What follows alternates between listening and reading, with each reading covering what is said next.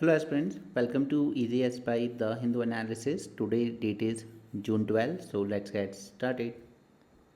मैंने कल आपके साथ डिस्कशन नहीं किया था, I am sorry for that, थोड़ी हेल्थ इशू था। बट उसमें से ना मैं आपके साथ एक इम्पॉर्टेंट चीज़ ज़रूर डिस्कस करूँगा ताकि हम पूरा आपको एक बार रिवाइज हो जाए कि इंडिया पाकिस्तान का इशू क्या चल रहा है और क्यों मुझे ये लगता है personally that India's foreign policy has badly failed. Okay, and why I am saying this is the reason is first we always said in last 3-4 years, even mains में आंसर राइटिंग में भी हम लोग यही लिखते थे that India's objective is to isolate Pakistan, right, globally. हमने ये सारी बातें की, बट पिछले कुछ टाइम में जो चीज़ें हुई है उससे ये लग रहा है कि पाकिस्तान को तो हम आइसोलेट नहीं कर पाए, वो हमारा फेलियर रहा है। बट कहीं ना कहीं अब जो हो रहा है ये उल्टा इंडिया को आइसोलेट फील कराएगा, बिकॉज सबसे पहले हुआ आईएमएफ ने सैंक्शन किया पाकिस्तान के लिए अराउंड $1 बिलियन का लोन, राइट। इससे पहले इससे पहले कमिट ज़रूर किया था वर्ल्ड बैंक ने कि ओवर नेक्स्ट 5 ईयर वो $20 बिलियन इन्वेस्ट हेल्प देगा पाकिस्तान को, और उसी में उसने अभी पोस्ट दैट ऑपरेशन सिंदूर यहाँ पर अराउंड $102 मिलियन का लोन सैंक्शन कर दिया। Then comes Asian development bank, उसने भी अराउंड $80 मिलियन का लोन सैंक्शन किया पाकिस्तान को। ओके, सो यहाँ तो वो हमें कहीं भी आइसोलेटेड होता हुआ नहीं दिख रहा है ग्लोबल लेवल पर। फिर नेक्स्ट चीज़ क्या हुई, since 2008 Pakistan was on FATF grey list, और इस बार उसे ग्रे लिस्ट से भी रिमूव कर दिया गया, राइट। तो ये भी इंडिया के अगेंस्ट चला गया। इसके बाद दो चीज़ें हुई UNSC में रिसेंटली। पहले इन्होंने क्या किया, सबसे पहले दैट पाकिस्तान को वाइस चेयर बनाया गया for its anti terror committee. अब इंडिया पूरे टाइम क्या शो करने की कोशिश कर रहा है, ये Pakistan sponsor terror, and even America also believe that, और almost whole world believe that. But उसके बाद भी सिक्योरिटी काउंसिल क्या कर रहा है, वाइस चेयरमैनशिप किसको दे रहा है, पाकिस्तान को, on its anti terror committee. एक और चीज़ यहाँ पर, एक और कमेटी है that is known as Taliban sanction committee, UNSC की। इसमें पाकिस्तान को वाइस चेयर नहीं बल्कि पूरा चेयर ही दे दी गई है, चेयरमैन बना यहाँ पे वाइस चेयरमैन बना। तो ये दोनों चीज़ें भी इंडिया के अगेंस्ट चली गई। ओके, अब इसके बाद जो लेटेस्ट डेवलपमेंट हुई है यस्टरडे, उसमें दो चीज़ें निकल के आई। फर्स्ट, यहाँ पे USA के आर्मी चीफ ने कहा that Pakistan is a phenomenal partner in what, in countering terrorism. Okay, this is something, so it is a kind of moral victory for Pakistan. और साथ में ही USA ने अपने आर्मी डे, जो कि अभी 14 जून को होगा उनका आर्मी डे, में as a chief guest invite किया पाकिस्तान के आर्मी जनरल मुशीर और Munir, whatever his name is, Asim Munir. Okay, उनको इनवाइट किया है as a chief guest on its army day. तो ये सारी डेवलपमेंट्स हमें दिखाती हैं कि पाकिस्तान को आइसोलेट करने की जो हमारी फॉरेन पॉलिसी थी वो काफ़ी हद तक फेल होती हुई दिख रही है। ओके, ये इतनी चीज़ें हुई है, लेकिन अब इसका हम एक और एंगल देखते हैं। मे बी आप उससे एग्री करें ना करें, वो आपके ऊपर है, but this is what I understood actually, that the issue with Iran. Okay, यहाँ पे ट्रंप ने अपने फर्स्ट टेन्योर में क्या किया था कि जो न्यूक्लियर डील हुई थी Iran plus P5 plus Germany इनके बीच में, इस डील से USA ने खुद को एग्जिट कर दिया। हालांकि these countries, European countries, stick with the deal, और ये चलती रही। और फिर USA ने, अब जब ट्रंप सेकंड टेन्योर में आया तो उसने कहा लेट्स रीनेगोशिएट दिस डील। अब ना जब रीनेगोशिएट करने की बात आ रही है तो ये दोनों एक दूसरे से एग्री नहीं हो पा रहे हैं। अब ट्रंप ने यहाँ पे कह दिया that this deal is not possible. Okay, yesterday he said कि ये नहीं हो पा रही है डील, और अब हो ये रहा है that USA and Israel both are preparing to strike Iran's nuclear facilities, ताकि उसको बॉम्ब बनाने से रोका जा सके, न्यूक्लियर बॉम्ब बनाने से। ओके, अब अगर हम मैप पे देखें तो ईरान का नेबर है पाकिस्तान। ओके, और पाकिस्तान में भी अभी जो हमने एक नूर खान एयरबेस हिट किया था पाकिस्तान में, इंडिया ने उसे लीज पे लिया हुआ है USA ने। और यूएसए ने ऐसे कई एयरबेस लीज पे ले रखे हैं अलग अलग कंट्रीज़ में ईरान के सराउंडिंग में।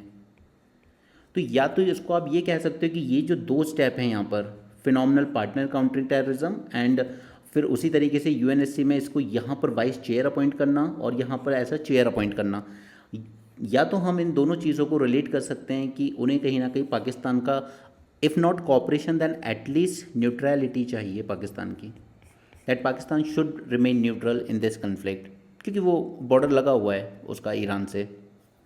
ओके तो या तो हम इसको इंडिया की डिप्लोमेटिक डिफीट के तौर पे देख सकते हैं, या फिर हम इसको इस वे में देख सकते हैं कि यूएसए फ़िलहाल चाहता है कि पाकिस्तान या तो न्यूट्रल रहे या फिर एटलीस्ट सपोर्ट ना करे उतना ज़्यादा। और क्यों पाकिस्तान इतना इंपॉर्टेंट है क्या? हाँ है, दो वजह से है। First is it is a nuclear power, okay, and we no one in the world would like कि किसी भी तरीके से यहाँ से कोई सपोर्ट दिया जाए ईरान को।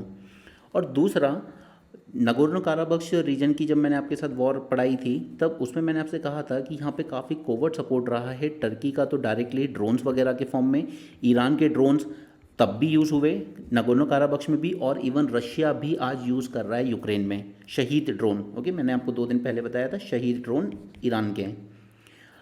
तो यहाँ पर दूसरा कि यहाँ पे बताया गया था कि पाकिस्तान के जो जनरल हैं या स्ट्रैटेजिक थिंक टैंक है वो भी यहाँ पर इनडायरेक्टली इन्वॉल्व था नगोर्नो काराबख्श में अज़रबैजान के फेवर में। और दूसरी तरफ यहाँ से अफ़गान के जो रेबल्स हैं, फाइटर्स, ओके, तालिबानी fighters, they were also involve and all these countries were directly और इनडायरेक्टली सपोर्टिंग दी अज़रबैजान। ओके तो इस तरीके का कोई भी ग्राउंड लेवल पे सपोर्ट ईरान को नहीं चाहता है यूएसए। तो या तो आप इन दो चीज़ों को इंडिया के पर्सपेक्टिव से देख लीजिए, या फिर ये जो प्रोबेबली 1-2 दिन में वॉर शुरू हो जाए ईरान के साथ उसके पर्सपेक्टिव में देख लीजिए। ओके अब देखिए ये सारी चीज़ें, ये एनालिटिकल टाइप की बातें मैंने आपसे की, और यही मैंने जब आपको यूपीएससी का बताया था कि यूपीएससी में रिफॉर्म की जब बात की जाती है तो वही एक एक्सपर्ट्स की डिमांड होती है कि आप ये 10 मार्कर्स क्वेश्चन बंद कीजिए, क्योंकि 10 मार्कर्स में क्या होता है कि आपको मोस्टली फैक्चुअल आप लिखते हो और उतने में ही वो स्पेस वगैरह सब खत्म हो जाता है। तो ऐसे बच्चे ज़्यादा जा रहे हैं सर्विस में अंदर जो कहीं ना कहीं रॉट लर्निंग पे ज़्यादा रिलाई करते हैं। ओके कि टेस्ट पेपर्स लिए बहुत सारे इंस्टीट्यूट्स के और रट्टा मार लिया, खुद की एनालिटिकल चीज़ें, अपनी एनालिटिकल स्किल डेवलप करने पे ज़्यादा वर्क नहीं किया जा रहा है because of these 10 markers sort of things. Okay तो ये सारी कहानी है जो मुझे आपको कल बतानी थी एक्चुअली, बट कल मैं डिस्कशन कर नहीं पाया था इसलिए मैंने आज बताई आपको। चलो शुरू करें। India US inch closer to limited trade agreement. अब ट्रेड एग्रीमेंट पे मैंने आपको 9 जून को मैंने जो भी फ्रिक्शन है यूएस और इंडिया के उसके बीच में बता दिया था। अगर लेक्चर नहीं देखा हो तो एटलीस्ट पीडीएफ से पढ़ लेना कि क्या क्या कंसर्न है दोनों के एक दूसरे को लेकर। अब इंडिया यहाँ पे मोस्टली चाहता है कि हमारा जो स्टील है वो यूएसए में ईजिली एंटर करे, इसमें टैरिफ वगैरह ज़्यादा ना लगाया जाए, और यूएसए हमसे जो चाहता है कि आप अपना एग्रीकल्चर मार्केट ओपन कर दीजिए और टैरिफ रिड्यूस कीजिए। ओके हम चाहते हैं ये टैरिफ कम करें हमारे स्टील्स पे, वो चाहते हैं कि हम टैरिफ कम करें उनके एग्रीकल्चर पे, लेकिन एग्रीकल्चर इंडिया में हो जाता है एक सेंसिटिव मैटर, क्योंकि यहाँ पर हमारे फार्मर्स के लिए कंपटीशन आ जाता है, वो भी ऐसा कंपटीशन जो कि बहुत हाईली टेक्नोलॉजी बेस्ड है, लेकिन हमारे यहाँ के जो है वो उतना ज़्यादा टेक्नोलॉजी बेस्ड एग्रीकल्चर नहीं होता। ओके तो ये मैं आपको 9 तारीख को पढ़ा चुका हूँ already, so I am not going into that. बस यहाँ पर जो ट्रंप ने वार्निंग दी थी कि मैं आप पे टैरिफ लगाऊंगा, उसको पॉज कर दिया गया है फॉर 90 डेज़ कि टैरिफ अभी नहीं बढ़ा रहे हैं। हम चाहते हैं यूएस स्टील एल्यूमिनियम टैरिफ कम करे, वो चाहते हैं कि हम एग्री प्रोडक्ट में उनको मार्केट प्रोवाइड करें। ओके इस वजह से ये लॉक जैम लगा हुआ है। IRCTC Tatkal ticket booking will require Aadhaar from July 1।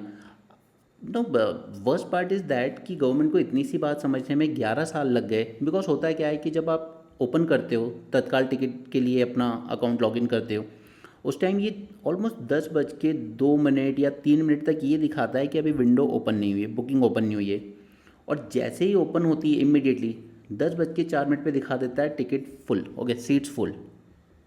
तो ये कहीं ना कहीं दिखाता था कि जो एजेंट हैं बीच के उनके अंदर IRCTC के साथ ही कुछ सेटिंग रहती है कि ये खुलता नहीं है और जब तक खुलता है तब तक भर जाती है सीटें।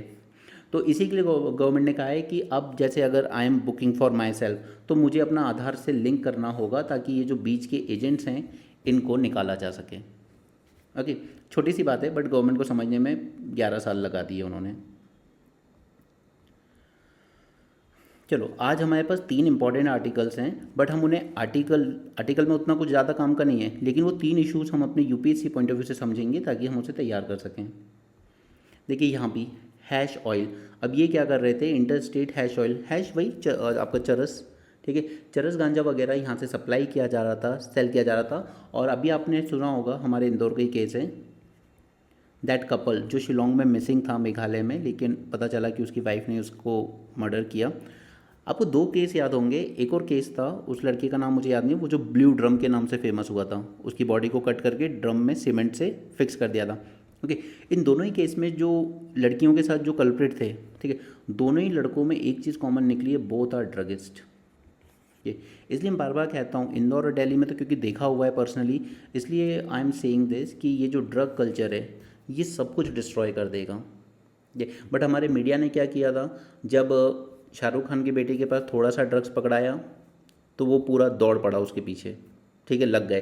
लेकिन जब अडानी पोर्ट पे किलो भर के टन्स ऑफ ड्रग्स पकड़ाया तो मीडिया ने दिखाने से मना कर दिया, बिल्कुल बिल्कुल कवर नहीं किया।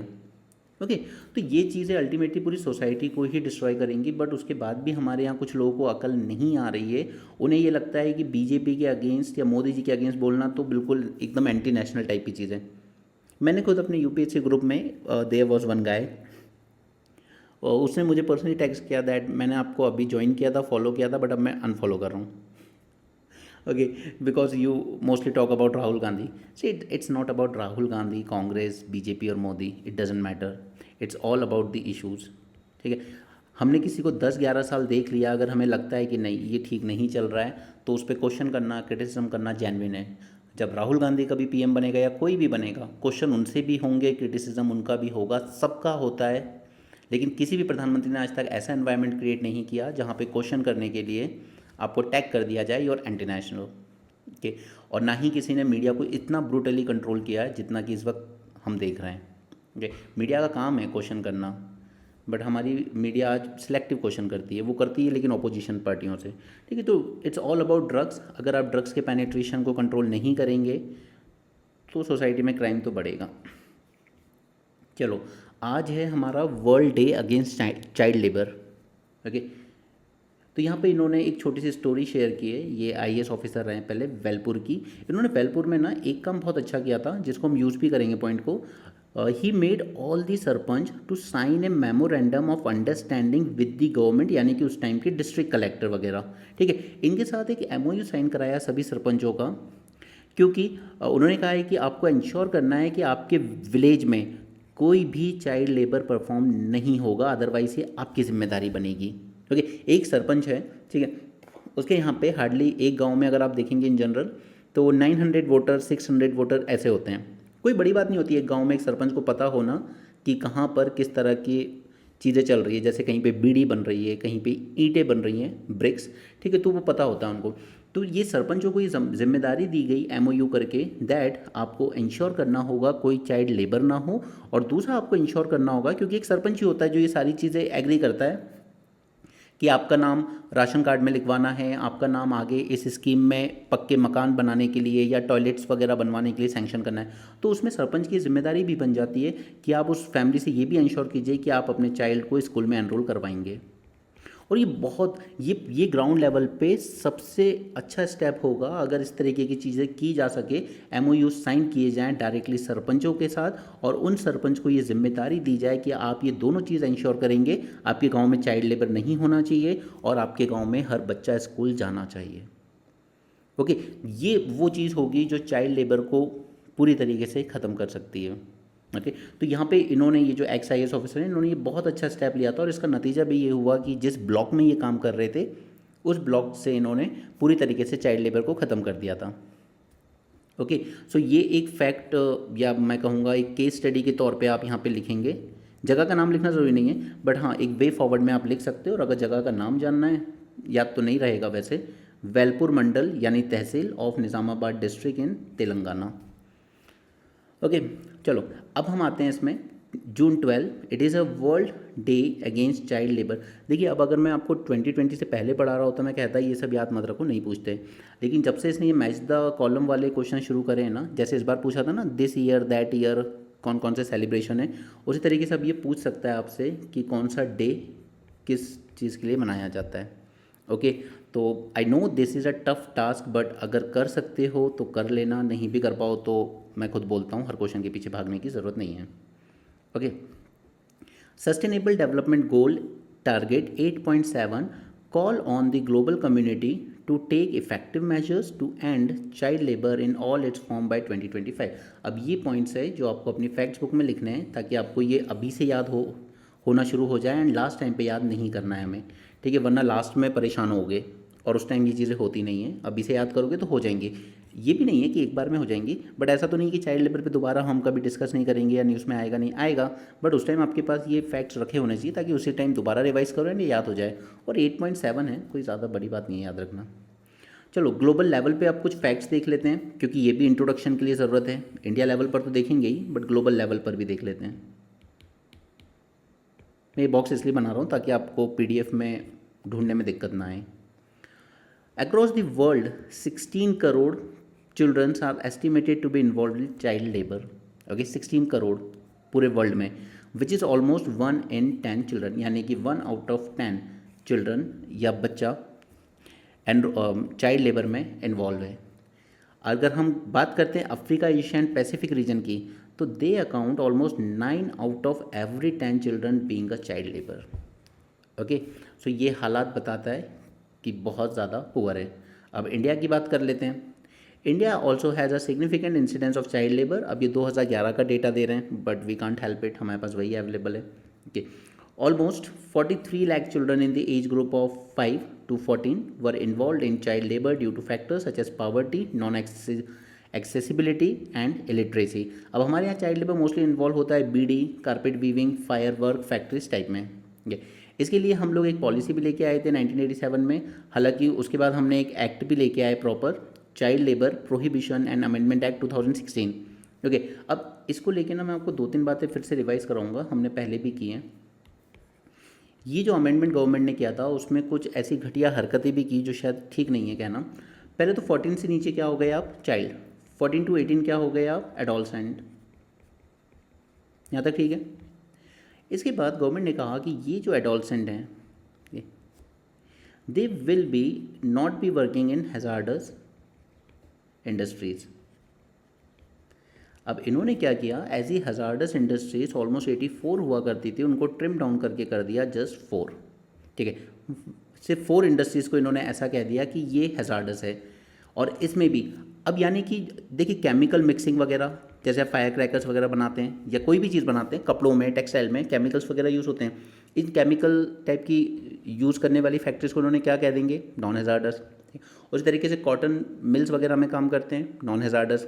ये तो पहले तो इन्होंने इस लिस्ट को ट्रिम डाउन कर दिया, this was the first problem. Okay second कि इस 4 को भी एग्जेम्पशन दिया जा सकता है, इसको भी एग्जेम्पशन दिया जा सकता है, और ये एग्जेम्पशन कोई आपकी पार्लियामेंट या लेजिस्लेटिव असेंबली अपने लॉ के थ्रू नहीं देगी, वो तो फिर भी एक टफ प्रोसेस है। इन्होंने सीधे कह दिया कि जो अथॉरिटीज़ हैं वो अगर चाहें तो इसको भी एग्जेम्प्ट कर सकती हैं। यानी कि ये जो 4 लिस्ट भी आपने रखी है हैजार्डस इंडस्ट्री की भी, अगर ज़रूरत पड़ेगी तो जो अथॉरिटीज़ है यानी कि डायरेक्टली जो ऑफिसर्स वहाँ पर हैं या गवर्नमेंट है वो इनको एग्जेम्प्ट भी कर सकती है। तो कोई पर्पस ही नहीं रहेगा इसका, सब डिफीट कर दिया इस गवर्नमेंट ने। ओके तो ये 2 सबसे बड़े क्रिटिसिज्म थे इस अमेंडमेंट के जो कि हुई थी आपकी 2016 में, राइट। अब मैं आपको लेके चलता हूँ पूरे कंटेक्स्ट पे, क्योंकि ये हमने जो पॉइंट्स उठाने थे वो उठा लिया, बट अगर चाइल्ड लेबर पे आपको सीधे क्वेश्चन आता है, all you need to do is have a proper definition, और डेफिनेशन हम वही लेंगे जो एक्ट में दी गई है। Okay child labour means when children are made to work in a way that takes away their childhood potential and self respect. It includes work that is dangerous or harmful to children's physical, mental, social, and moral well-being. It also includes work that stops them from going to school, either by not allowing them to attend or by forcing them to leave early. Okay, तो ये हमारे आपको 3 line में से जो पसंद आए उसको डेफिनेशन यूज़ कर लेना, वो आपके ऊपर है। फैक्ट्स में सारी चीज़ें याद नहीं रह सकती, बट कुछ इंपॉर्टेंट याद रख सकते हो। इंडिया में चिल्ड्रंस की टोटल पॉपुलेशन क्या है, यानी कि 5 to 14, 26 करोड़, वो भी सेंसस 2011 के हिसाब से। ऑब्वियसली बात है कि ये बढ़ ही जाना है। इसमें से almost 3.9% out of this 26 crore या 3.9% या 1 crore, they are working as a child labour.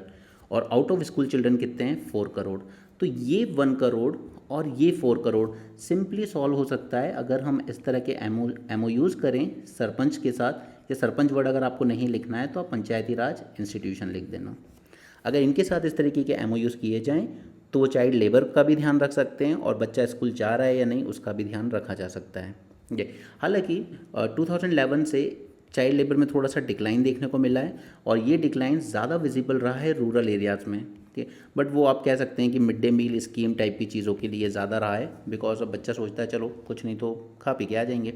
Okay, तो रूरल एरियाज़ में डिक्लाइन रहा है, लेकिन अगर अर्बन एरियाज़ में हम देखें तो ये इंक्रीज़ हुआ है। क्यों हुआ है? सबसे बड़ा रीज़न है कि जब आप देखते हो कि एजुकेटेड इंसान, मैं हाईली एजुकेटेड की बात नहीं कर रहा हूँ, 8th क्लास तक स्कूल गया है, 10th तक गया है, ज़्यादातर 12th भी गया है, या कई तो ग्रेजुएट भी हो चुके हैं। जब इस तरीके के बच्चों को वो या तो अनएम्प्लॉयड होते हुए देखता है, या फिर कहीं पे स्ट्रीट वेंडर बना देखता है ठेले लगाते हुए, या फिर कहीं पे डिलीवरी बॉय बना हुआ देखता है, तो उसके अंदर से मोटिवेशन ख़त्म हो जाता है अर्बन एरियाज़ में कि मैं क्या करूँगा, इससे तो अच्छा मैं काम ही सीख लेता हूँ, ये काम कर लूँगा। So that is one reason. जब आप एजुकेटेड को या तो अनएम्प्लॉयड देखते हो या फिर डिस्गाइज अनएम्प्लॉयड देखते हो, तब आपको ये फील आती है कि पढ़ने का फ़ायदा क्या है अर्बन एरियाज़ में, क्योंकि आपको दिखता है चलो इकोनॉमिक अपॉर्चुनिटीज़ कुछ तो है, काम कर लेता हूँ, at least I will earn something.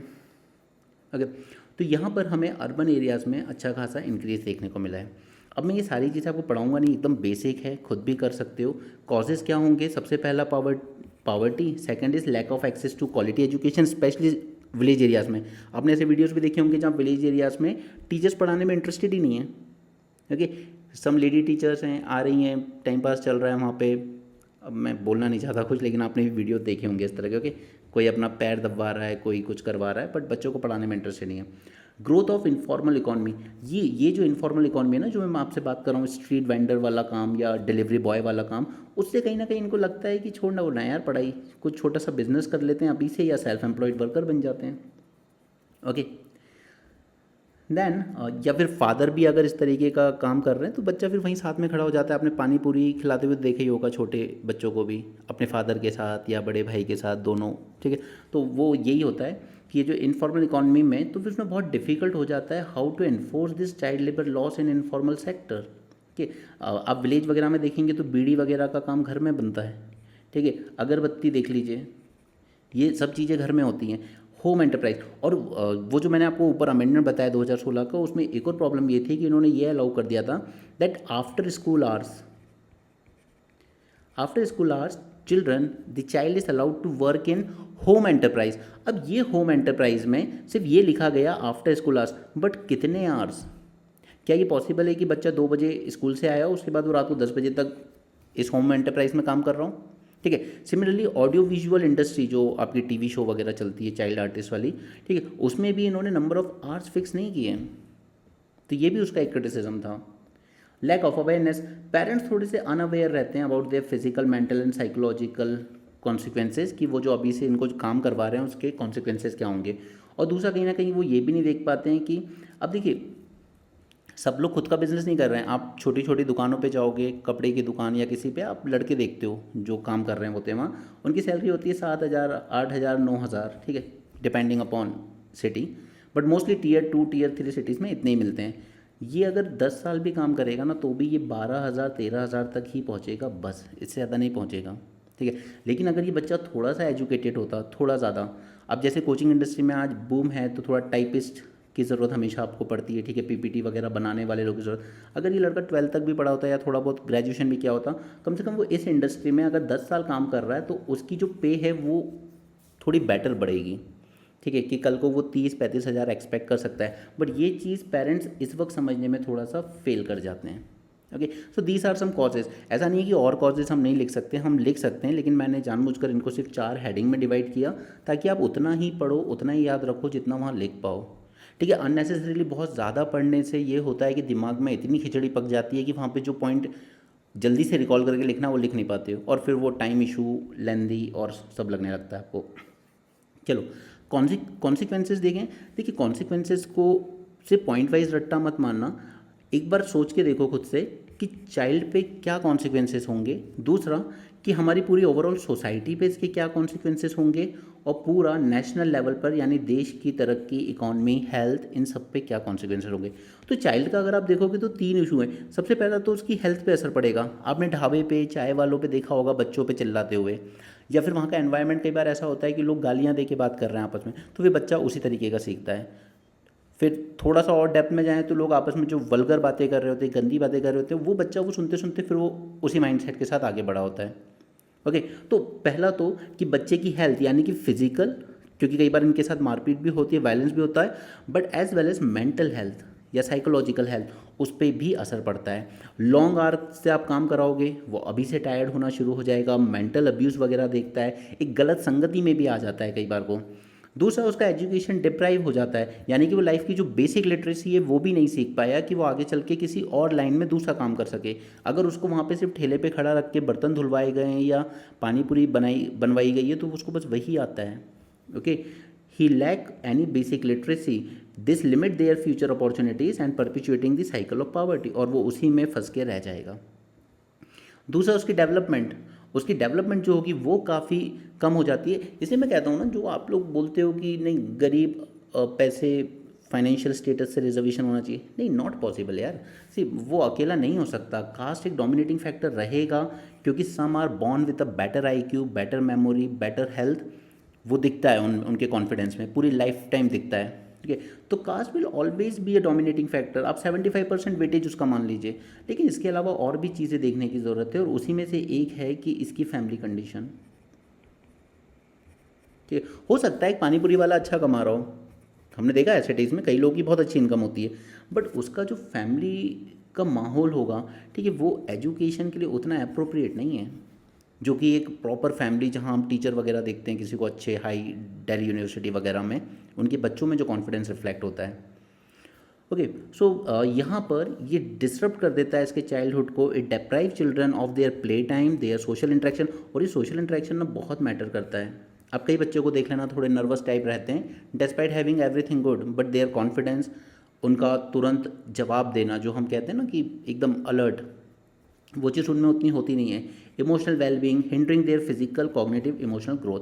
ठीक है, तो ये तीनों चीज़ चाइल्ड के अगेंस्ट जाती हैं, उसकी हेल्थ को रिस्क होता है, उसकी ओवरऑल डेवलपमेंट रुकती है, और एजुकेशन डिप्राइव होता है। सोसाइटल वाइज देखोगे तो सबसे पहले तो हमने ह्यूमन राइट्स ही वायलेट कर दिए उसके। ठीक है, हमने डिनाई कर दिया उसको राइट टू एजुकेशन, उसको वो प्रोटेक्शन डिनाई कर दी, वो फिजिकल मेंटल अब्यूज़ फेस कर रहा है वर्क प्लेस पे। ठीक है, अगर पॉल्यूटिंग टाइप की इंडस्ट्री में काम कर रहा है तो आपने उसका हेल्थ एनवायरनमेंट भी बिगाड़ दिया। इससे क्या हो रहा है, सोसाइटी में और ज़्यादा पावर्टी, इनइक्वालिटी बढ़ रही है, क्योंकि वो ट्रैप होकर रह गया उस साइकिल ऑफ पावर्टी में। आज पानीपुरी बेच रहा है, 20 साल बाद भी पानीपुरी बेचेगा, क्योंकि उसने और कुछ सीखने का टाइम ही नहीं मिला उसको। ठीक है, सोशल डिसइंटीग्रेशन। अब when I was in Gujarat in 2015, वहाँ पर हम लोग जिस मैच पे खाना खाने जाते थे, वहाँ एक लड़का काम करता था अर्जुन नाम का, he was hardly 11 year. Okay, और नेपाल का था, एंड 8 साल में उसकी शादी हो चुकी थी। ठीक है, नेपाल से आया था गुजरात में काम करने के। तो उसने क्या किया कि इकॉनमिक कंपल्शन की वजह से गुजरात आया काम करने, और पूरी तरीके से अपनी जो सोसाइटी थी वहाँ की, उससे पूरी तरीके से डिसइंटीग्रेट होकर रह गया। ओके, नेशनल लेवल पर सबसे पहला तो इकॉनमिक इम्प्लीकेशन, कि अगर ये बच्चा पढ़ा होता, आगे चल के बेटर इकॉनमिक एक्टिविटीज़ में इंगेज होता, तो ये ओवरऑल हमारी इंडिया की पूरी इकॉनमिक डेवलपमेंट, GDP में भी बेटर रोल प्ले कर पाता। ओके, आपने लेस स्किल्ड वर्कफोर्स तैयार कर दी, स्किल दे ही नहीं पाए अच्छा। ठीक है, उसकी प्रोडक्टिविटी कम हो गई, और it limited the opportunities for economic advancement as well. Human capital का लॉस किया हमने। आज सिंगापुर की अगर सबसे बड़ी कोई स्ट्रेंथ है तो वो है ह्यूमन कैपिटल, सबसे बड़ी। They earn 24 times more than average Indian with same qualification. Okay, वो ह्यूमन कैपिटल उनकी बहुत तेज़ी से बढ़ी है। Then social welfare burden. अब आगे चल के इस इंसान ने यही काम किया है, ठीक है, या मजदूरी की है कंस्ट्रक्शन सेक्टर में। जब ओल्ड होगा, जब फिजिकल उतनी पावर नहीं रह जाएगी, तो क्या होगा, सोशल वेलफेयर का बर्डन कहाँ आएगा, अल्टीमेटली गवर्नमेंट पर ही आएगा। फिर वो health care, pension and all वो चीज़ें देनी होगी, तो गवर्नमेंट का जो फंड है वो कहीं और डाइवर्ट हो जाएगा, in this social schemes, right. तो ये हो गए कॉन्सिक्वेंसेस, इतने ही याद रखना और ज़्यादा कंटेंट के पीछे मत भागना, ज़रूरत नहीं है हमें, ठीक है। मेजर हम लोग क्या ले सकते हैं, सबसे पहला लेजिस्लेटिव फ्रेमवर्क को स्ट्रेंथन करना, लेकिन आई टोल्ड यू 2016 के अमेंडमेंट ने उल्टा इसको और वीक किया है, चाइल्ड लेबर को उन्होंने और कमज़ोर कर दिया है, जबकि हमें ज़रूरत है स्ट्रिक्ट पेनल्टीज़ लगाने की for the offenders and the amendment should align with the international standard. आपको पता है ILO के ऐसे 6 रेजोल्यूशन नंबर चलते हैं, उनमें से हमने 2 तो साइन ही नहीं किया आज तक, ओके, क्योंकि हमें ये लगता है कि नहीं यार, ये चाइल्ड लेबर के नाम पे हम पे और ज़्यादा हमारा बिजनेस करना मुश्किल बना रहे हैं। एक्सेस टू क्वालिटी एजुकेशन, ठीक है, तो वो राइट टू एजुकेशन एक्ट वगैरह हम ले तो आए, बट क्वालिटी का क्या, okay, we are not producing good talent. Poverty alleviation, ये ज़रूरी है, क्योंकि जब तक पावर्टी रहेगी आप कितनी भी अच्छी अच्छी बातें कर लो, क्या नहीं सुनेगा कोई, क्या करेगी फैमिली कि सपोज़ कहीं पे किसी फैमिली में फादर की डेथ हो चुकी है, मदर भी मजदूरी करने जा रही है थोड़ा बहुत, चलो दिन के 200-300 रुपये आ गए, बट बच्चे को पढ़ा तो नहीं पाएगी ना उसमें, राइट। तो फिर उसको लगता है कि बच्चे को भी काम पे ही लगा लेते हैं कहीं, फिर वो ढाबे चाय की दुकान इन पे लगा लिए जाते हैं। अवेयरनेस एंड सेंसिटाइजेशन, ये पेरेंट्स में अवेयरनेस लाना ज़रूरी है, बट अगेन वो तभी पॉसिबल है जब पहले इस पावर्टी को टैकल करोगे। रिहैबिलिटेशन एंड सोशल प्रोटेक्शन, तो यहाँ पे हमने एक फ़ंड भी बनाया अलग से, उसमें एम्प्लॉयर पे जो पेनल्टी लगती है वो इसी में इंक्लूड की जाती है, और फिर ये यूज़ की जाती है for child rehabilitation, okay. Then international cooperation, तो यहाँ पे ILO यूनिसेफ के साथ हम लोग काम करते हैं to combat the child labour effectively and empowering the local communities like Panchayati Raj institution. अभी कंक्लूजन वही है जो मैंने न्यूज़पेपर में देखा था और उसको मैं एज इट इज़ ही यूज़ किया है मैंने। Addressing and eliminating child labour is a crucial for wellbeing of children and the progress of society and sustainable development of a nation. It requires concerted efforts, comprehensive policies, and active involvement of various stakeholders to ensure the protection of children's right and their holistic development. Okay और ये वो 2 convention number हैं ILO के जो हमने sign किए थे, convention number 138, 182, 2018 में इस पे क्वेश्चन भी आ चुका है, और ये बहुत इजी क्वेश्चन था। मैं ऐसे क्वेश्चन को हमेशा लो हैंगिंग फ्रूट बोलता हूँ आपको, ओके। ये कन्वेंशन नंबर, और आप ये भी देखिए कि हमने साइन कब किया है, 2018 में। अब जाके it states that minimum age at which children can begin working should not be less than the age of obligatory school and in any event not less than 15 years with a possible exemption for poor nation. 182 कहता है it forbid the hazardous labor that endanger children's bodily, mentally and moral well-being. It strives to end the worst type of child labor for children under age of 18. Okay अब यहाँ पे सारा role government का आ रहा है ना, लेकिन सच्चाई ये है कि आप गवर्नमेंट में बड़े बड़े पॉलिटिशियंस के घर जाके देख लेना, आपको चाइल्ड लेबर मिल जाएंगे, बिल्कुल मिल जाएंगे। ये इसलिए रखे जाते हैं क्योंकि इनके ज़्यादा नखरे नहीं होते। कोई लेडी होगी उसके 50 नखरे हैं, फैमिली, बच्चे, कभी प्रेगनेंसी, कभी ये कभी वो, लेकिन चिल्ड्रंस के लफड़े नहीं होते। और इसलिए नोएडा में आपको सबसे ज़्यादा केस मिलते हैं जहाँ पे बच्चों को झारखंड बिहार से लाया जाता है और उन्हें काइंड ऑफ बॉन्डेड लेबर की तरह रखा जाता है घर में, वहीं रहना है, वहीं खाना है, वहीं काम करना है, घर से बाहर तक नहीं निकलना है।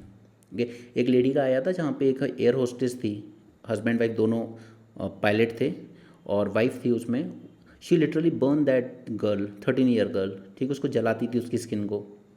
ऐसे ही एक केस पंजाब से भी था, नोएडा से तो आते ही रहते हैं, और सबसे वर्स्ट केस था झारखंड से, जहाँ पे आपकी भाजपा की महिला मोर्चा की अध्यक्ष थी रेखा शर्मा, ठीक है। इन्होंने क्या किया था, एक आदिवासी लड़की को अपने यहाँ 12 साल से रखा हुआ था और उसके हथौड़े से दांत तक तोड़ दिए, उसके घुटने तक तोड़ दिए, उसके नाखून तक निकाले से। हम आज औरंगजेब की बात करते हैं छावा मूवी देखने के बाद कि उसने क्रुएल्टी टॉर्चर की, इस लेडी ने वो सारी लिमिट्स क्रॉस कर दी थी, बट कुछ नहीं होता, जिनके पास पावर है उनका कुछ नहीं जाता, ओके।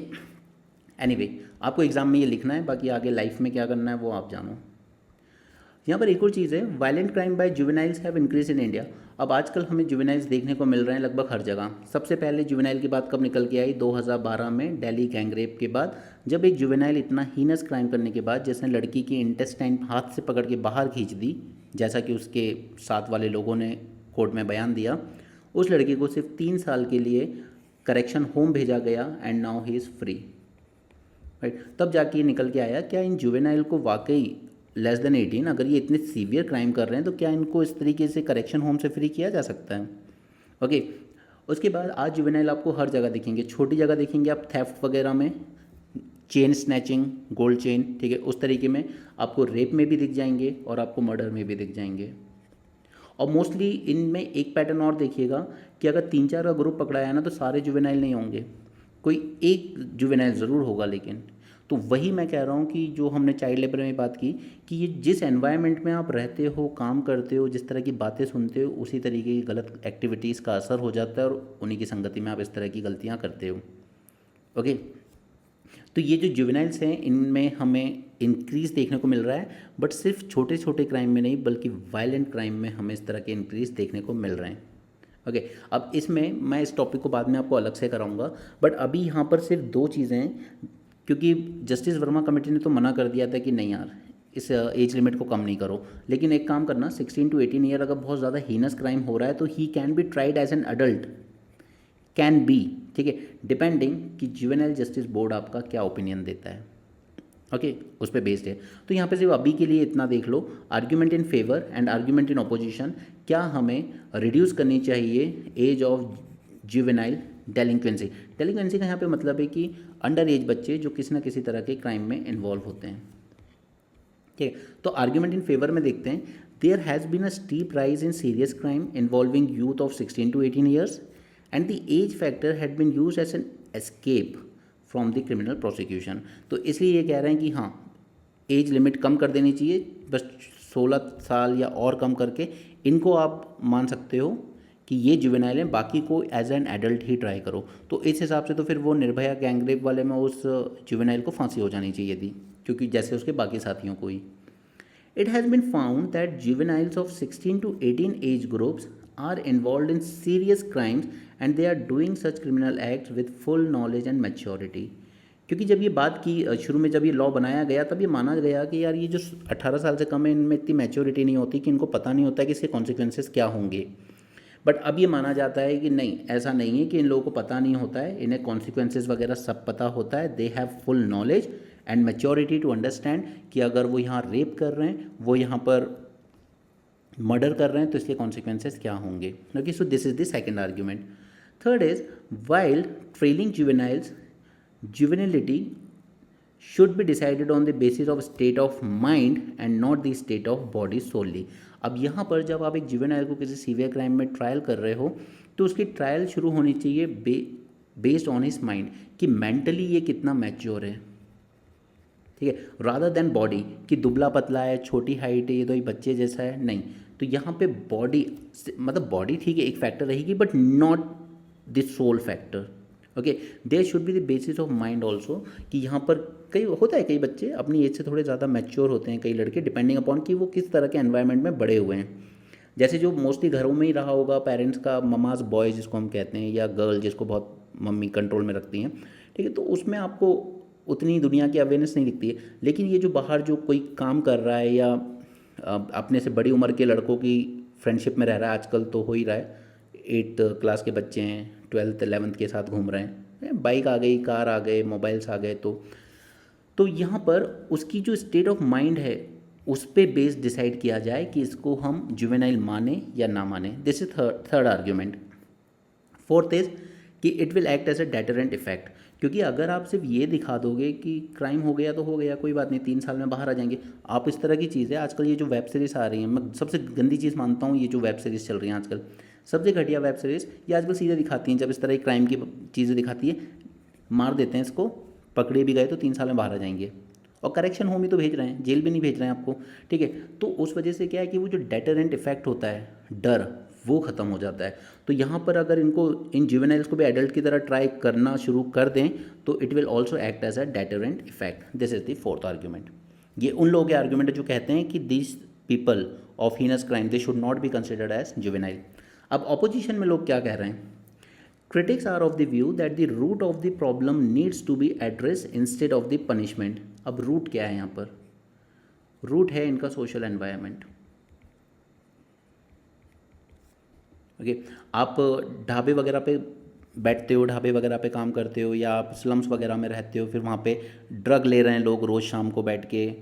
सब जगह नहीं होता बट मेजॉरिटी जगहों पे ये हाल है, ठीक है। अरुणाचल का मैंने आपको एग्जांपल दिया था जिस पे वो मूवी झुंड भी बनी थी, वो उन्हीं आईपीएस ऑफिसर पे बनी थी जिन्होंने ड्रग्स को कम करने के लिए स्पोर्ट्स को बढ़ावा दिया था अरुणाचल में, ठीक है। तो आपका जो सोशल एनवायरनमेंट है वो उस पर डिपेंड करता है, that is the root of the problem. अब कई बार क्या है, आप विलेजेस वगैरह में देख लेना, या आपने अभी एक वीडियो देखा होगा, शायद देखा हो ट्विटर वगैरह पे कहीं, ठीक है, एक मामा खुद अपने भांजे को शराब पिला रहा है, ठीक है, और पूरी लेडी से भी बैठी हुई है वहाँ, उसकी मदर भी होंगी प्रोबेबली, ले ले ले ले करके, ठीक है। तो ये जो सोशल एनवायरनमेंट है या फैमिली एनवायरनमेंट है, वो एक रूट कॉज है। आजकल छोटे छोटे 7th 8th के बच्चे गालियाँ बक रहे हैं, क्यों? क्योंकि वो उस तरीके के एनवायरनमेंट में रह रहे हैं, वो उस तरह की वेब सीरीज़ वगैरह देख रहे हैं। It is not only the responsibility of the child that he she has committed such heinous crime, but also the responsibility of the society and the government, which has failed to provide healthy childhood to the child and let them drift towards criminal activity. Government का failure तो यही है, ये जो nudity बढ़ रही है society में in the terms of web series वगैरह, इनको रेगुलेट करना ज़रूरी है। और सोसाइटी की रिस्पॉन्सिबिलिटी है कि आजकल अब्यूज़ करना बहुत, मतलब व्हाट आई शुड से, आप लोगों को पढ़ा रहा हूँ इसलिए, बट अब्यूज़ करना is like become a symbol of how cool you are, okay, be it a boy or a girl. सो ये दो चीज़ें टैकल करना पहले ज़रूरी है, तब जाकर ये चीज़ें ठीक होंगी। Before punishing it should also take into consideration whether there was no possibilities that child would be reformed, उसे रिफॉर्म करने की कोशिश करें पहले, and whether there are chances that the child comes out as a more tough criminal after spending years in adult jail. क्योंकि अब ये भी प्रॉब्लम है कि करेक्शन होम में जा रहा है तो वहाँ तो मोस्टली उसी के एज ग्रुप के लोग मिलेंगे, ठीक है। लेकिन हो सकता है कि अगर आपने 16, अगर आपने एक 16 साल के लड़के को जेल भेज दिया एज ए एडल्ट क्राइम करके, अब वहाँ पे अच्छे अच्छे हार्डकोर क्रिमिनल्स भी मिलेंगे आपको,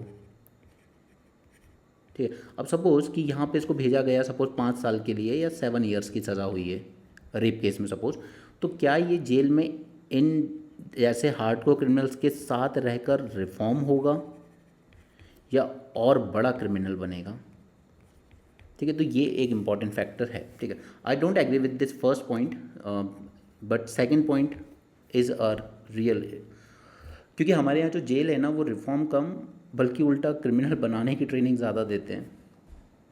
चलो आगे बढ़ते हैं अब हम। माल्टा गोल्डन पासपोर्ट स्कीम स्क्रैप्ड। अब ये माल्टा गोल्डन पासपोर्ट स्कीम क्या है? माल्टा पहली बात तो ये पार्ट है यूरोपियन यूनियन का, ठीक है। अब सपोज़ कीजिए कि मुझे इंडिया से जाना है, ठीक है, मुझे यूरोप की सिटीजनशिप चाहिए, लेकिन हर जगह हर कंट्री तो इतनी आसानी से देगी नहीं। अब माल्टा ने क्या किया कि एक काम कीजिए, आप हमारी कंट्री में इतने का इन्वेस्टमेंट ले आइए, आप इन्वेस्टमेंट ले आइए और बाय प्रोसेस ऑफ नेचुरलाइजेशन हम आपको सिटीजनशिप प्रोवाइड कर देंगे। तो मैं बन गया माल्टा का सिटीज़न, और क्योंकि माल्टा यूरोपियन यूनियन का पार्ट है, वहाँ पर फ्री मूवमेंट रिजीम है, सारी चीज़ें हैं, तो मैं इनडायरेक्टली कॉन्सिक्वेंटली मैं यूरोपियन यूनियन का भी सिटीज़न बन गया, ओके। अब यूरोपियन यूनियन का ये कहना है कि आप तो सिटीजनशिप सेल कर रहे हो अपनी गोल्डन पासपोर्ट स्कीम के थ्रू, और आप ये जो सेल कर रहे हो इसके थ्रू गलत लोग आने लगे, रेडिकल टाइप के, टेररिस्ट टाइप के, या जो उनको फेवर करते हो, ऐसी आइडियोलॉजी के लोग आ जाएं, तो फिर ये माल्टा आएंगे, माल्टा से फिर ये यूरोप की अदर कंट्रीज़ में मूव करेंगे। तो यहाँ पे यूरोपियन यूनियन ने इस स्कीम को रोक दिया है। और इसी तरह की गोल्डन पासपोर्ट स्कीम कौन लेके आया था? Donald Trump. उसने कहा था आइए 44 करोड़ रुपीज़ लेके आइए और गोल्डन पासपोर्ट ले लीजिए, ठीक है। फिर उसको भी रोका गया, ये ठीक नहीं है। चलो, मैंने आपको पहले नोट्स दिए हुए हैं आपको, यूरोपियन पार्लियामेंट वगैरह का, यूरोपियन कमीशन और ये यूरोपियन कोर्ट ऑफ जस्टिस, इन तीनों के शॉर्ट नोट मैंने आपको दिए हुए हैं, पहले टेलीग्राम चैनल में डाले थे, ओके। दोबारा I will provide you, don't worry about that. चलो, European court of justice, it has struck down Malta's golden passport scheme which authorized the naturalization of foreigners in the country, consequently the European Union, ठीक है, ultimately आपको European union की ही citizenship मिल जाएगी in return of hefty financial investment in the country. अब सोचो India इस तरीके का अलाउ कर दे कि ओके आ जाओ, हमारे यहाँ आ जाओ, अब इतने करोड़ का इन्वेस्टमेंट करो और हमारे सिटीजनशिप ले लो इंडिया की। आपको लगता है कोई आएगा? I don't think so. चलो, अब सिटीजनशिप दो तरीके से मिल सकती है यहाँ पे, सिटीजनशिप बाय इन्वेस्टमेंट, जैसे गोल्डन पासपोर्ट का है कि आप इन्वेस्टमेंट लेके आइए, या फिर रेसिडेंसी बाय इन्वेस्टमेंट, मुझे आपकी सिटीजनशिप नहीं चाहिए, मुझे सिर्फ यहाँ पे रेसिडेंट बनना है इस देश का, ओके। तो ये दोनों तरीके से अलाउ किया जा रहा था। European Parliament and the Commission have called for both forms of mobility to be abolished in view of inherent risk to the security. Europe ने कहा है कि दोनों ही अबॉलिश करो, ना रेसिडेंस मिलेगा इन्वेस्टमेंट पे बेस, ना ही सिटीजनशिप मिलेगी। The risk from both have been highlighted by Organization for OECD as well as Financial Action Task Force। अभी जब मैं न्यूज़पेपर रिकॉर्ड कर रहा हूँ आपके साथ, एक खबर आ रही है कि अहमदाबाद में अभी प्लेन क्रैश हुआ है एयर इंडिया का, ओके, जिसमें गुजरात के पूर्व सीएम भी थे, जो अभी है ना उनसे पहले वाले, उनकी भी शायद डेथ हुई है और काफ़ी ब्रूटल एक्सीडेंट हुआ है, अहमदाबाद में गिरा है प्लेन। तो यहाँ पे ना 2 पॉइंट निकल के आते हैं। एक तो वो पन्नू याद है आपको, कनाडा वाला खालिस्तानी, उसने क्या कहा था, नवंबर में उसने एक वीडियो जारी किया था, उसने कहा था हम एयर इंडिया के प्लेन को स्ट्राइक करेंगे और सिख लोग इसमें ट्रैवल ना करें, ठीक है। तो पहला तो वो कनाडा वाला एंगल फिर निकल आया वापस से, और सेकंड ये कि कल जब मैंने आपके साथ न्यूज़पेपर डिस्कस नहीं किया था, तब हमारी जो सिविल एविएशन है उसने भी कहा था कि कोई एग्ज़ाम था उनका जहाँ पर रिक्रूटमेंट में धांधली हुई है। अब एक बात बताइए, प्लेन वगैरह की ये सारी मेंटेनेंस वगैरह इन सब में आपको लोग चाहिए, सिक्योरिटी चेक में लोग चाहिए, बट आप क्या कर रहे हो, ब्राइब या करप्शन के थ्रू, पेपर लीक के थ्रू इनको रिक्रूट कर रहे हो। इनमें वो काबिलियत नहीं है कि ये अपनी रिस्पॉन्सिबिलिटी ठीक से निभा पाएँ, और अल्टीमेटली क्या होता है, फिर आपकी जो पूरी एफिशिएंसी है सिस्टम की वो चली जाती है नीचे, और इस तरह के हादसे होते हैं, ओके। और ये हर जगह पे लागू है। इसलिए मैं जब बात करता हूँ इनकी, तो ऐसा नहीं है कि मुझे कोई बीजेपी से नफरत या कांग्रेस से प्यार है, to hell with them, okay, they are living their life with all luxury. It's all about कि ये जो पेपर लीक और ये सब चीज़ें हैं ये ठीक नहीं है, ये पूरे सिस्टम को इस तरह खोखला कर जाएंगी जिसके बाद मरेगा आम आदमी, लेकिन okay, no minister is going to travel. वो ये भाई साहब क्यों गए थे एयर इंडिया जैसी फ़्लाइट से, वो तो वो जाने, लेकिन मोस्ट ऑफ द टाइम सफ़र आम आदमी को ही करना पड़ता है। मुंबई वाला केस अभी आपने देखा, लोकल वाला 5 लोग गिर के मर गए। मुंबई ने शिवाजी महाराज का, again no insult to that, okay, वो ठीक है, आपको बनाना है बनाओ, आपने हज़ारों करोड़ रुपए का समुद्र के बीच में शिवाजी का स्टैचू बना दिया, लोगों ने अप्रिशिएट भी कर लिया, लोगों ने जय जयकार भी कर ली, सब ठीक है। लेकिन आज तक मुंबई में कभी लोकल ट्रेन की सर्विस इंप्रूव करने के लिए आपने ना तो कभी प्रोटेस्ट देखा होगा, ना इलेक्शन में इसको बहुत इंपॉर्टेंट मैटर बनते हुए देखा होगा, कभी नहीं। They don't care, even people themselves don't care about कि हमें क्या फैसिलिटीज़ मिल रही हैं टैक्स देने के बदले में, ओके। एनीवे, हम इस केस पे वापस आते हैं, क्योंकि यहाँ पर यूरोपियन यूनियन में there is absence of internal frontier. एक देश में आ गए तो घूमते रहो बाइक लेके, कार लेके, नो इशू, ठीक है, इंटरनल बॉर्डर्स नहीं है। Right to free movement and work across the bloc, right to vote and even to be elected in local as well as European parliamentary elections as well, okay. तो यहाँ पर इन्होंने, अब माल्टा क्या कर सकता है इसमें, माल्टा इसमें कुछ नहीं कर सकता, वो बस ये कह सकता है लोगों को कि ठीक है आपको आना है आ जाओ, लेकिन आपको सिर्फ मेरी नेशनैलिटी, यानी कि यहीं मेरी टेरिटरी तक की ही चीज़ें मिलेगी, यूरोपियन यूनियन की सिटीजनशिप या यूरोपियन यूनियन का बेनिफिट नहीं मिलेगा। तो कौन आएगा माल्टा जाके, क्या करेगा कोई, ओके। आगे चलते हैं। एक इशू और है आज का, एक्सियम पे मैंने आपको कल नोट दे दिया था यार, आप वहाँ से डायरेक्ट पढ़ लेना, इसमें ऐसा कुछ है नहीं जो आपको एग्जाम के लिए ज़रूरी हो, ओके। एग्जाम में कोई नहीं पूछ रहा आपसे। यहाँ पे मंगोलिया में एक एक्सरसाइज हो रही है, Khaan quest. This is a multilateral exercise, multinational, okay. इसमें कई देशों की मिलिट्री आती है इंक्लूडिंग इंडिया। शुरुआत जब हुई थी 2003 में, तब यूएस और मंगोलिया की बायलैटरल लेवल पे हुई थी, लेकिन बाद में 2006 से ये इवॉल्व होते होते आपकी मल्टी नेशनल बन गई है, ठीक है। तो यहाँ पे इंडिया का कंटिजेंट भी गया है, Khaan Quest. Polluting plant in eco sensitive zone in Uttarkashi. अब यहाँ पर एक इको सेंसिटिव जोन बनाया गया था, that is Bhagirathi eco sensitive zone. अब इसी जोन के अंदर में है हमारा Gangotri National Park. Gangotri National Park, ठीक है, ये उत्तराखंड में ही है सब। और इस गंगोत्री नेशनल पार्क के अंडर में इन्होंने क्या किया, एक सॉलिड वेस्ट इंसिनरेटर बना दिया ये। अब ये जब इसको बर्न करेगा वेस्ट को, तो क्या होगा अल्टीमेटली आपका पॉल्यूशन, और इसका लोग विरोध कर रहे हैं, ठीक है, क्योंकि ये जो आपके इस तरह के इंसिनरेटर वगैरह है, इनको हम रेड कैटेगरी में कंसिडर करते हैं पॉल्यूशन की। अब हो ये रहा है कि यहाँ पे टूरिज़्म बहुत ज़्यादा बढ़ रहा है, जैसे ये PRASAD scheme, pilgrimage rejuvenation and spiritual augmentation drive, ministry of tourism की स्कीम।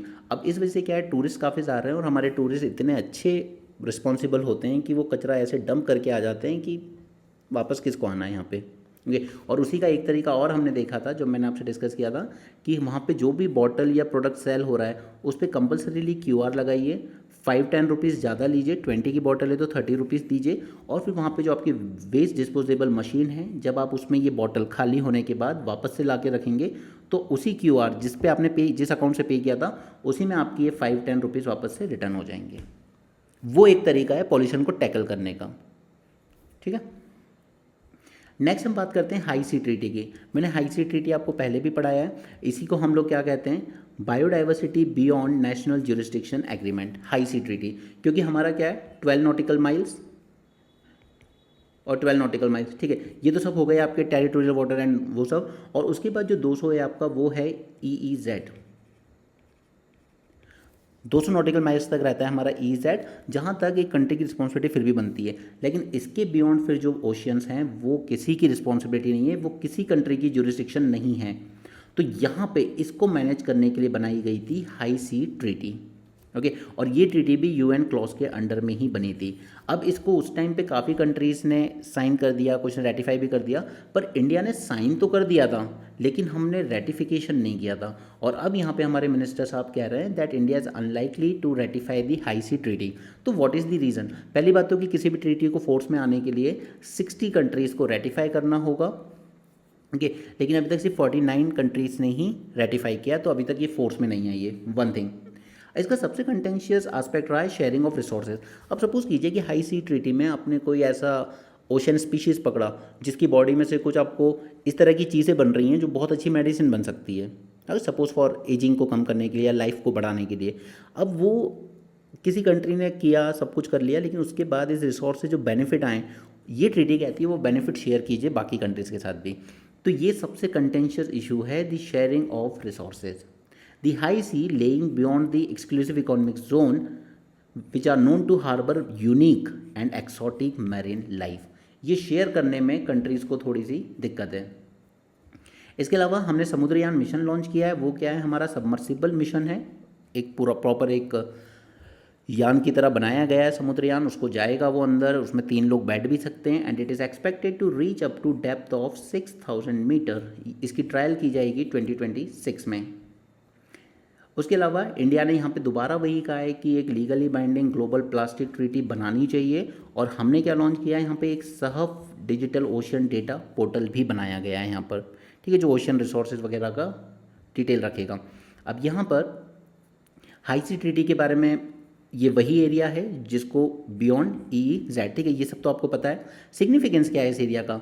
सिग्निफिकेंस है दैट दीज हाई सी, यानी कि जिस पे किसी कंट्री की जुरिसडिक्शन लागू नहीं होती, it cover 64% of world ocean and 50% of earth surface. तो ये बहुत ही वाइटल है मैरिन लाइफ के लिए।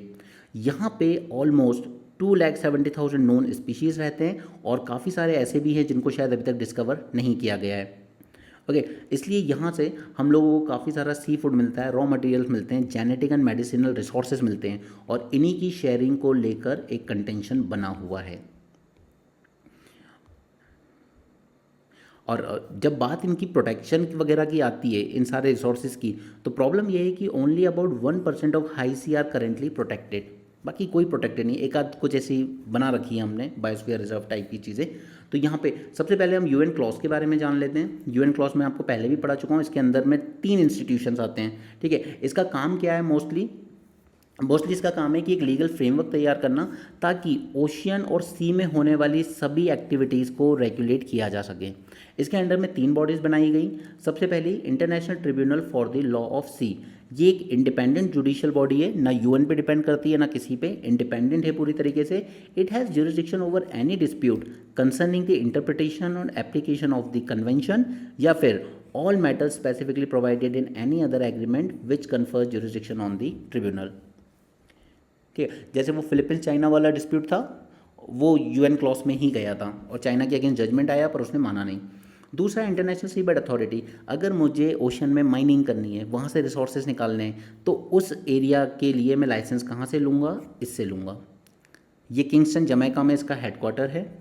ठीक है, it has a mandate to ensure the effective protection of marine environment from harmful effects that may arise from deep sea related activities. अगर मैं ओशन के बेड पे जाके माइनिंग कर रहा हूँ, पॉलीमेटालिक नोड्यूल्स निकाल रहा हूँ, तो ऑब्वियसली बात है कि उससे थोड़ा सा पॉल्यूशन वगैरह भी होगा, नॉइस पॉल्यूशन भी होगा, स्पीशीज़ डिस्टर्ब होंगे। तो उसकी इफेक्टिव प्रोटेक्शन के लिए मुझे इंटरनेशनल सी बेड अथॉरिटी से ही लाइसेंस लेना होता है।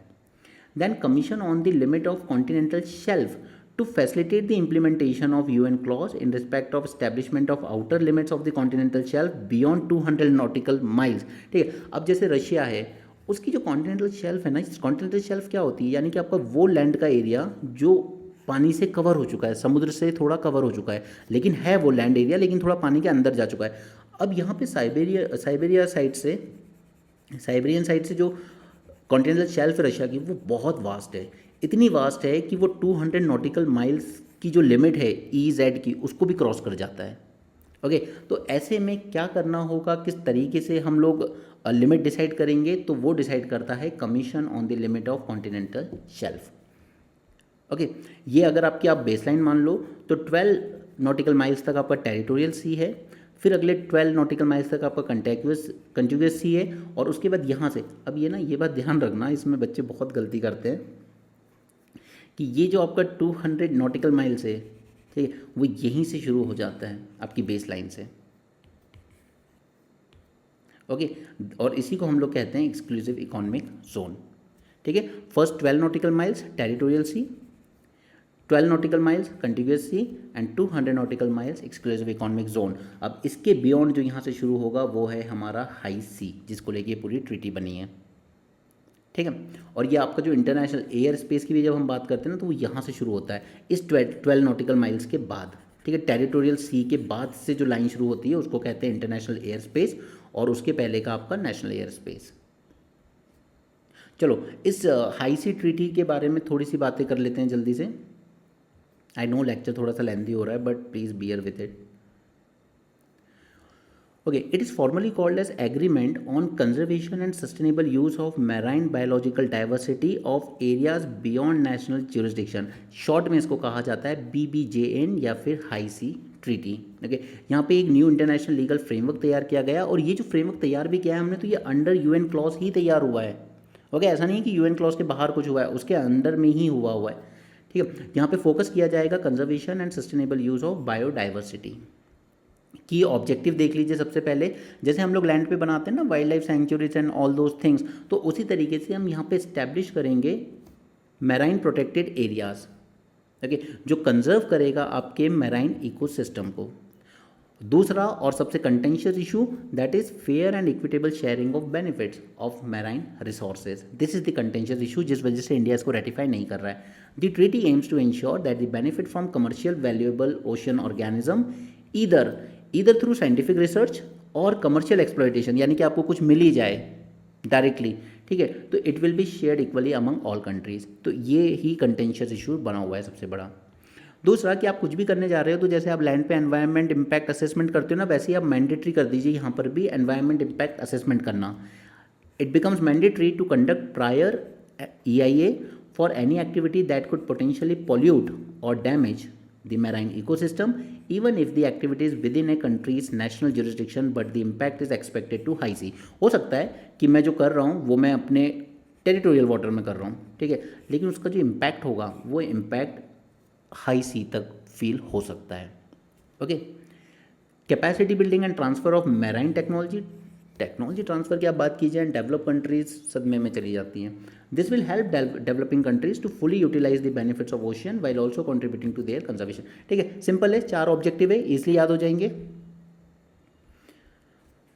Quality control stick to drive exports. अब गवर्नमेंट एक्सपोर्ट की जब बात करते हैं तो हम लोग क्या करते हैं, SEZ वगैरह बना दिए, उसमें तरह तरह के बेनिफिट्स दे दिए, ठीक है। उसके बाद हम रेमिशन ऑफ ड्यूटीज़ वाली स्कीम भी ले आए, ठीक है। ड्यूटीज़ एंड टैक्सेस वो क्या कर रही है कि आपने जो प्रोडक्ट बनाया है उसमें जो भी रॉ मटेरियल लगाए, अगर उस पर आप पहले टैक्स भर के आए हो तो वो आपको गवर्नमेंट वापस कर देगी, ताकि आप सस्ता प्रोडक्ट बेच सको और हमारा प्रोडक्ट इंटरनेशनल मार्केट में कॉम्पिटिटिव हो सके। तो गवर्नमेंट ने कहा है कि देखिए अब ये सब बकवास हम बंद करेंगे, ये सारी चीज़ें बंद करके हम लोग क्वालिटी कंट्रोल की बात करेंगे, क्योंकि अगर हमारे प्रोडक्ट में क्वालिटी होगी तो वो इंटरनेशनल मार्केट में वैसे ही कॉम्पीट कर जाएगा। तो क्या गवर्नमेंट सारी सब्सिडीज़ बंद करेगी? नहीं, सब्सिडीज़ हम बंद नहीं करेंगे। हम चाइना की तरह सब्सिडीज़ किस फॉर्म में देंगे? लैंड, ठीक है, कि आपको कंसेशन पे लैंड मिल जाएगा, लीज पे मिल जाएगा या सस्ता मिल जाएगा गवर्नमेंट की तरफ से। और जो भी रेगुलेटरी नॉर्म्स हैं जैसे पेटेंट फाइलिंग वगैरह, ठीक है, या इलेक्ट्रिसिटी सप्लाई वगैरह करना है, इन फॉर्म में हम सब्सिडीज़ देंगे। लेकिन डायरेक्टली एक्सपोर्ट के लिए अब आपको क्वालिटी नॉर्म्स लगाए जाएंगे ताकि आप क्वालिटी प्रोडक्ट बेचें और वो वहाँ जाके आसानी से बिके। Indian government is not keen on providing further subsidies to export oriented sectors of the economy, क्योंकि इन सब्सिडीज़ ने उल्टा इन हमारी जो यूनिट्स हैं इनको और लापरवाह बनाया है, ये क्वालिटी पे ध्यान नहीं देती हैं. The quality control orders will increasingly be used to push Indian industry to become internationally competitive, while all non-subsidy help will be in terms of land acquisition and other regulatory hurdles. Okay अब rare earth elements और जो batteries वगैरह में use होता है उसका सबसे बड़ा इशू क्या आया उसमें सबसे बड़ा इशू ये आया कि चाइना ने बैन कर दिया है एक्सपोर्ट ऑफ दीज प्रोडक्ट्स. मैंने आपको पहले ही कहा था, ठीक है, कि इंडिया हो यूएसए हो, इन सब के लिए सबसे बड़ा कंसर्न अगर कुछ बनेगा और चाइना के पास सबसे बड़ा वेपन कुछ है तो वो है रेयर अर्थ एलिमेंट्स पे मोनोपोली. ऐसा नहीं है कि सारी माइनिंग या रिजर्व चाइना के पास है, लेकिन उसकी जो प्रोसेसिंग टेक्नोलॉजी है वो चाइना ने जिस लेवल की मास्टर की है ऐसी किसी ने मास्टर नहीं की है. अभी मैं आपको आगे बताऊंगा यूएसए चाइना की जो ट्रेड डील है ऑलमोस्ट हो गई है, हालांकि उसके कंटेंट बाहर नहीं आए अभी, लेकिन उसमें एक चीज़ जो ट्रंप ने खुद मेंशन की है कि हमने रेयर अर्थ एलिमेंट सिक्योर करे हैं चाइना से, क्योंकि चाइना बैन कर देता है हर कभी, और यूएसए के सारे आर्टिफिशियल इंटेलिजेंस, रोबोटिक्स, सोलार सब उसी पे डिपेंड करता है, रेयर अर्थ एलिमेंट्स पे. To ensure the competitiveness of Indian exporters, exemptions from mandatory quality are available for imports intended for export production under specific scheme. तो क्या इसमें बिल्कुल एग्जेम्पशन नहीं दिया जाएगा? क्वालिटी ऑर्डर्स में दिया जाएगा अगर आप कुछ ऐसी चीज़ इंपोर्ट कर रहे हो, जैसे फॉर एग्जांपल मैंने वेफर्स इंपोर्ट करे, ठीक है, उससे फिर मैंने सोलार पैनल बनाया, लेकिन इस सोलार पैनल को मैं एक्सपोर्ट करूँगा, ठीक है, यहाँ यूज़ नहीं कर रहा हूँ, तो ऐसे केस में इस पे क्वालिटी कंट्रोल पे कुछ एग्जेम्पशन दिए जा सकते हैं. ओके, ये देखिए, US China deal is done, tariff to state 55, एक दूसरे पे टैरिफ बढ़ा रहे थे ना, लेकिन मेन कंसर्न है यहाँ पर. Trump announced that Washington will get magnets, ठीक है, जो कि ऑटोमोबाइल इंडस्ट्री में बहुत ज़रूरी है, डिफेंस इंडस्ट्री में ज़रूरी है, and rare earth minerals from China. ये जितनी लड़ाई थी टैरिफ की वो सिर्फ इसी चीज़ को लेकर थी, rare earth minerals. Japan, South Korea ये कोशिश कर रहे हैं कि हम भी प्रोसेसिंग टेक्नोलॉजी पे वर्क करें, लेकिन उस लेवल की मास्टरी नहीं कर पा रहा है, और ये इसलिए नहीं कर पा रहे हैं क्योंकि इन्होंने अभी शुरू किया. चाइना ने 2009 में ये डिसाइड कर लिया था that rare earth elements and critical minerals these are the future of the world, और ये होगा जो वर्ल्ड को कंट्रोल करेगा, जैसे एक टाइम पे ऑयल ने कंट्रोल किया था वर्ल्ड को, ठीक है. इसलिए मैं कहता हूँ कि चाहे आप जितनी मर्जी गोदी मीडिया के सर्वे देख लो, ये चेले चपाटे ये सब बकवास हैं, अगर सबसे विजनरी लीडर वर्ल्ड ने कोई देखा है पिछले 2 दशक में तो वो जिनपिंग रहा है, ठीक है? और उससे पहले भी जो रहे प्रेसिडेंट और प्रीमियर चाइना के, ठीक है, दे हैड अ विजन, उनके पास एक विजन था कि हमें 20 साल बाद अपनी कंट्री को कहाँ देखना है, और वर्ल्ड में ऐसी कौन सी चीज़ें हैं जिनमें कंपटीशन होगा और जिस पे मोनोपोली बना के हम सबसे आगे निकल सकते हैं. और चाइना का वो विजन है जो आज उसको इस लेवल पे ले आया है कि ट्रंप को भी इनसे नेगोशिएट करना पड़ रहा है, क्योंकि ये 2 चीज़ें उसको बहुत ज़रूरी है. क्योंकि यूएस ने भी ध्यान नहीं दिया, किसी ने ध्यान नहीं दिया इस तरफ, लेकिन चाइना ने दिया कि जो रिजर्व्स हैं वो तो अपनी जगह हैं, हमारे पास भी रिजर्व नहीं है, लेकिन हमने प्रोसेसिंग टेक्नोलॉजी पे कहाँ ध्यान दिया? कुछ नहीं दिया हमने. 2014 से तो हम बकवास पे ही चल रहे हैं, ठीक है, गाय गोबर दिस दैट वही सब बकवास चल रही है हमारे यहाँ. हमने कोई विजन लेके 2014 में जब मोदी जी आए थे ना, तब पूरी इंडस्ट्री को and even as a student भी सबको बहुत होप थी कि this man will have some vision जो 10 साल बाद इंडिया को एक नए लेवल पे ले जाके खड़ा करेगा. लेकिन जिस तरीके की पॉलिटिक्स हमने देखी, हमने सिर्फ एक ही चीज़ देखी कि सरकार सिर्फ एक ही चीज़ जानती है कि इलेक्शन कैसे जीतना है. 24/7 365 उनके दिमाग में सिर्फ इलेक्शन चलते हैं. महाराष्ट्र के इलेक्शन में हमने देखा, राहुल गांधी ने भी क्वेश्चन भी रेज किए थे, तो इलेक्शन कमीशन ने जवाब भी ठीक ठाक नहीं दिया. और ठीक है, 2019 महाराष्ट्र इलेक्शन हुए, उसके बाद 2024 तक सिर्फ 44 लाख वोटर्स बढ़े, ठीक है. बट अचानक से इस 2024 लोकसभा इलेक्शन से जो आपके जस्ट 6 मंथ्स बाद ही असेंबली इलेक्शन हुए महाराष्ट्र के, इतने से ड्यूरेशन में 40 लाख वोटर्स बढ़ गए. It is possible. 5 साल में बढ़ रहे हैं सिर्फ 44 लाख वोटर्स, और 6 महीने में बढ़ गए 40 लाख वोटर्स. ओके, तो ये सिर्फ हमारी जितनी भी ये संस्थाएं हैं, सीबीआई हो या कुछ भी हो, ठीक है, इलेक्शन कमीशन हो, इवन यूपीएससी, मैं यूपीएससी की बात इसलिए कर रहा हूँ कि कल ही आपका रिजल्ट आया है। Now when we saw the result what we have seen is कि दो जगहों पे ऐसा था कि roll number, continuous roll number selected थे, जबकि ऐसा होता नहीं है। ठीक है, दो जगहों पे हमने इस तरह की चीज़ें देखी जहाँ पे on the trout 3-4 roll number qualify हुए हैं, और वहीं पे हमने एक जगह ऐसी भी देखी जहाँ पे almost more than 55,000, okay, more than 55,000 roll number के बीच में एक भी बच्चा सिलेक्टेड नहीं है। ओके, सो यूपीएससी में सब कुछ फेयर नहीं है, और ये बातें हम लोग 2023 से कहते आ रहे हैं, जब से सीसेट बहुत ज़्यादा टफ किया गया है। ये डेलिबरेटली किया गया है क्योंकि प्रीलिम्स में आजकल उस तरीके का टैलेंट बाहर हो जाता है जो मेंस में कॉम्पीट करता था कल को। अब ये बातें जब बच्चों को बताई जाती है तो उनको ये लगता है सुनने में कि जब लोग खुद सेलेक्ट नहीं होते हैं तो कमी निकालते, कमी नहीं निकाल रहे हैं, लेकिन जो चीज़ यूपीएससी गलत कर रहा है उसको देखना ज़रूरी है। देखिए, यूपीएससी जनरलिस्ट एग्जाम में एक आईआईटी का बच्चा देखेगा यार सीसेट इतना टफ नहीं है, हाँ तुम्हें नहीं लगेगा, बट आप ये देखिए कि it is a civil service exam, यहाँ पे वेरियस बैकग्राउंड से लोग आते हैं, अलग अलग कोर्सेज से आते हैं, अलग अलग सिटीज़, स्कूल, कॉलेजेस से आते हैं। आपको एक्सपेक्ट किया जाता है आप एक ऐसा पेपर बनाएंगे which give a level playing field to everyone, right. लेकिन सीसेट 2023 से कहीं ना कहीं इस तरीके से किया जा रहा है कि वो एक क्वालिफाइंग पेपर ना बन के एलिमिनेटिंग पेपर बन गया है। मैंने आपको कई एग्जांपल दिए, यूपीएससी का इक्वल एग्जाम था सीएपीएफ का, ठीक है, उसका मैंने मॉक इंटरव्यू जब हमने देखा, लुकमान आईएएस के पास कुछ बच्चे देने आए थे, यार दैट गाय ही इज ये असिस्टेंट, ठीक है, ये बहुत हाई पोस्ट थी, असिस्टेंट कमिश्नर रैंक के पेपर का एग्ज़ाम कर रहे हो आप, बच्चे सेलेक्ट होके इंटरव्यू के लिए आ रहा है, एंड इस बच्चे को ब्रिक्स का फुल फॉर्म नहीं मालूम यार। ओके, इस बच्चे को ये नहीं मालूम, एक और बच्चा था, दो थे ये, इन दो के इंटरव्यू मैंने देखे थे, बैट एक मैमल है उन्हें ये नहीं मालूम, and these people have qualified the APFC prelims, and I am telling this not because of me, but मुझसे भी बेहतर, कई बेहतर बच्चे जो बहुत अच्छी तैयारी करके गए थे, even they didn't qualified.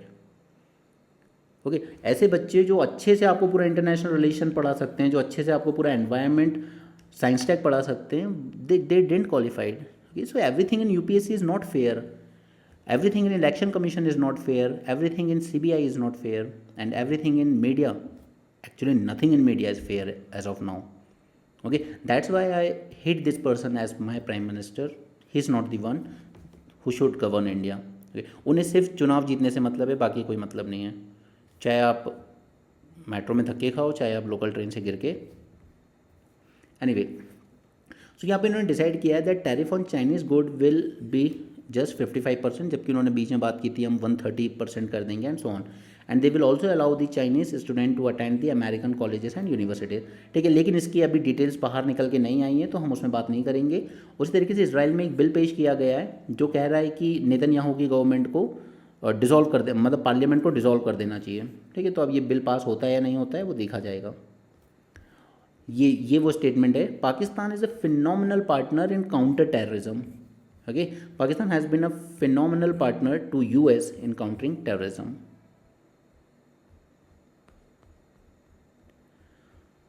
Next is, यहाँ पे इन्होंने एआई का यूज़ किया है हेल्थ केयर में। मैंने आपको पूरे नोट दिए हैं क्योंकि हमें सिर्फ एक टॉपिक तैयार करना है इसमें कि आर्टिफिशियल इंटेलिजेंस को किस तरीके से हेल्थ केयर में यूज़ किया जा सकता है।